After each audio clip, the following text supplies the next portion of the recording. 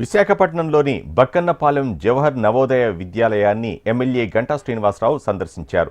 నిన్న దోమల నివారణకు వాడే పొగ పీల్చడంతో అస్వస్థతకు గురైన విద్యార్థులను ఆయన పరామర్శించారు. ఘటనకు గల కారణాలపై స్కూల్ యాజమాన్యాన్ని వివరాలు అడిగి తెలుసుకున్నారు. బయట స్నాక్స్ తినడం వలన ఏమైనా వచ్చిందా అనే విషయాలపై ఆరా తీశారు. స్కూల్లో సరైన మౌలిక సదుపాయాలు లేవని, విద్యార్థులు ఎదుర్కొంటున్న సమస్యలను పరిష్కరిస్తామని ఎమ్మెల్యే హామీ ఇచ్చారు. ఏంటంటే నేను రఫ్ చేసుకున్నానని చెప్పని అమ్మాయి తెచ్చుకున్నా అని చెప్పింది. బట్ వీళ్ళు సబ్జెక్ట్ గా బుక్స్ ఇస్తున్నారు, ఒక్కొక్క స్టూడెంట్ కి వాళ్ళు బుక్స్ ఇస్తా ఉన్నారు. వాళ్ళకి అందరూ కూడా సరిపోతాయి. బట్ అయినా సరే ఎందుకు ఇంకా పాత బుక్స్ వాడుతున్నారు కూడా ఒక ఎంక్వైరీ కూడా చేస్తా ఉన్నాం.